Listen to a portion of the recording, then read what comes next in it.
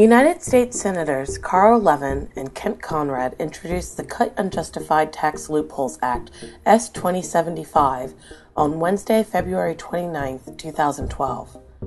This bill will close tax windfalls, tax loopholes, control corporate deductions for employee stock option grants, and lessen the tax burden for middle-class Americans.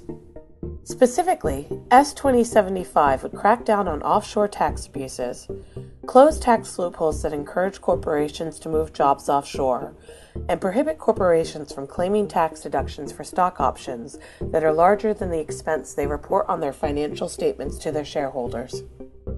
Our story focuses solely on the stock option loophole, which is only one section of S. 2075. This bill further limits deductions for stock options to the $1 million cap that applies to other kinds of executive compensation. This means companies are not permitted to take deductions for compensation benefits that exceed $1 million, except for stock options. The New York Times reported in an article titled Tax Benefits from Options as Windfall for Businesses by David Kaczynowski on December 29, 2011, stating that from 2005 to 2008, Goldman Sachs reported options exercised by its employees over 3 years reduced its federal income tax bill by $1.8 billion. Apple saved more than $1.6 billion during the same time span, while Hewlett-Packard enjoyed an $850 million savings. The list is a who's who of the great corporate icons of America. The numbers add up, and the scope of savings would be staggering if S. 2075 were enacted. Sirius XM Radio, Ford, General Electric, Google, Starbucks, John Deere, and others are on this list of companies reporting significant tax deductions for stock options exercised by their key executives that exceed the book value reported by these companies to their shareholders. Tax accountants will eagerly tell you that these companies are only doing what they are legally permitted to do under current tax law. While that is true, it is the reason that S. 2075 was introduced. We want to walk you through exactly how options work and their impact on the federal budget deficit. Stock options are contracts that grant the holder, key executive employees, the right to buy or sell a specific stock at a specific price before the contract expires. Stock options are widely used by American corporations to compensate employees. Corporations award options to key employees as one of the number of compensation components in a total benefit package for corporate executives. Such packages may include cash salaries, cash performance bonuses, and stock awards, and other corporate perks. The Joint Committee on Taxation estimates that the passage of S. 2075, with respect to stock option deductions only, would raise over $130 billion for the U.S. Treasury over the next 10 years.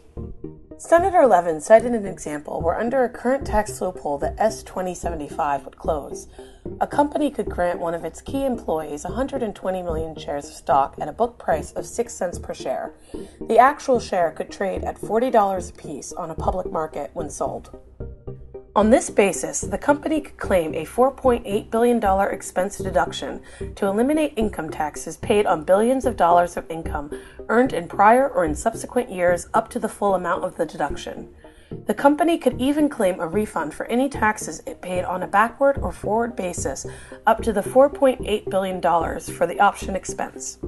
Senator Levin noted the actual expense to the company for the option grant in question would cost $7.2 million, for which the company was in effect paying a key executive approximately $5 billion in stock option, while at the same time deducting the option payment as a business expense deduction to eliminate its corporate taxes, thereby effectively sheltering $5 billion from income taxes.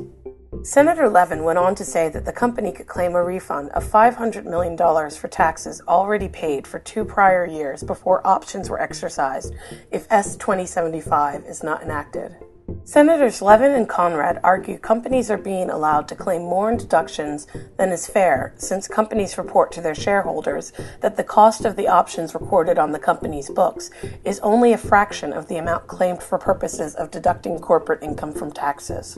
Specifically, Senator Levin says the company, in the real-life example, would A. record a $7.2 million expense, B. claim a $5 billion tax deduction, and C. get a $500 million tax refund. Elimination of the stock option loophole would save the U.S. government more than $20 billion each year, according to the Joint Committee on Taxation. The committee also concluded the federal deficit would be reduced by $25 billion over 10 years. If you want to help close this loophole in the current tax code, go to Elected Face and sign our petition. Every signature counts.